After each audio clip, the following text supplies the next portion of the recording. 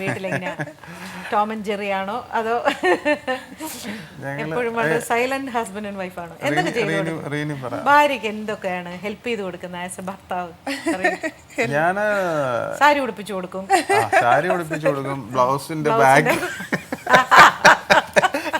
സാരി പിടിച്ചു കൊടുക്കും, ബ്ലൗസിന്റെ ബാക്കിലെ ഹുക്ക് ഓൾവേസ് ബാക്ക് ഹുക്കുള്ള ബ്ലൗസ് ഇടാവൂ കേട്ടോ.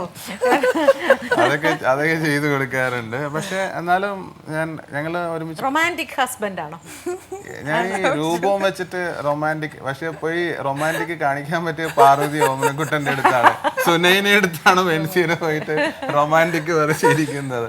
അത് ഒരു മിസ് വേൾഡിന്റെ അടുത്ത് ആദ്യമായിട്ട് അഭിനയിച്ച സിനിമയില് ചമ്മല് തോന്നിയോ പ്രണയ സീൻ അഭിനയിക്കുമ്പോൾ? പ്രണയമുണ്ട്, പ്രണയം ബെൻസീറിന് പ്രണയമേ ഉള്ളൂ, ഈ സുനൈനയുടെ അടുത്ത് പ്രണയമേ ഉള്ളൂ, വൺ വേ പ്രണയമാണ് അത്. പക്ഷേ അത് ചെയ്യാൻ പറ്റി, കളിയാക്കിയോ വീട്ടിൽ വന്നപ്പോ? ഇല്ല, ഇവരുടെ അടുത്തും പ്രണയം അങ്ങനെ പ്രണയം എടുക്കാറില്ല. എങ്കിലും എനിക്ക് പ്രണയമുണ്ടെന്ന് അറിയാം, ഇങ്ങോട്ട് ഉണ്ടെന്ന് അറിയാം. പക്ഷെ അത് കാണിച്ചാലല്ലേ അറിയുള്ളൂ. കാണിക്കാറുണ്ട്, ഇതൊരു സാധനമല്ലല്ലോ. കാണിക്കാറുണ്ട് പ്രണയം കാണിക്കാറുണ്ട്. പ്രണയം നമ്മൾ പറയുന്നത് മാത്രം അല്ലല്ലോ ഒരു പ്രണയം എന്ന് പറയുന്നത്. വേറെന്താണ് പറയൂ, എനിക്കൊന്ന് പ്രണയത്തില് എനിക്ക് നമ്മൾ ചെന്ന് ഭയങ്കരമായിട്ട് അങ്ങനെയാണ് അങ്ങനെയൊക്കെ പറയുന്നതല്ലോ. പിന്നെ എങ്ങനെയാണ് ബൈജുവിനുള്ള പ്രണയം? വൈഫിനോട് പ്രണയം ഇഷ്ടമാണ് ശരിക്കും, ഇഷ്ടം അല്ല. നമുക്ക് ദേഷ്യം വരുമ്പോ നമ്മൾ ഒരു 4 ചീത്ത വിളിക്കാം, ഒരടി കൊടുക്കാം അല്ലേ? വിശപ്പ് വരുമ്പോ നമ്മൾ എനിക്ക് വിശക്കുന്നു, എനിക്ക് ഭക്ഷണം വേണം എന്ന് പറയാം. അപ്പൊ പ്രണയം ഇതുപോലെ എങ്ങനെയെങ്കിലും പ്രണയിക്കാറുണ്ട്. അത് എങ്ങനെയാണെന്ന് ചിലപ്പോ നമ്മള് ഗിഫ്റ്റ് വാങ്ങിച്ചു കൊടുത്തിട്ടായിരിക്കാം അല്ലേ? തീർച്ചയായിട്ടും. ഗിഫ്റ്റ് ഒക്കെ വാങ്ങിച്ചു തരുമോ? ആണോ?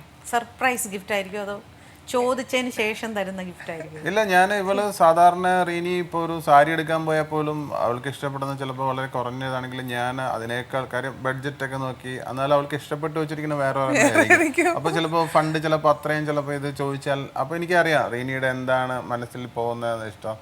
അപ്പോൾ അതുപോലെ ഒരു ചുരിദാറൊക്കെ എടുക്കാൻ ചെന്ന് കഴിഞ്ഞാൽ 2-3 ചുരിദാറൊക്കെ ഞാൻ എടുത്തു കൊടുക്കും. അതുപോലെ ഇവള് എൻ്റെ അടുത്ത് പറഞ്ഞാൽ എന്നെ ഒരെണ്ണം കണ്ടുവച്ചിട്ടുണ്ട്, എൻ്റെ അടുത്ത് പോകുമ്പോൾ അത് മേടിച്ചിട്ട് വരണം.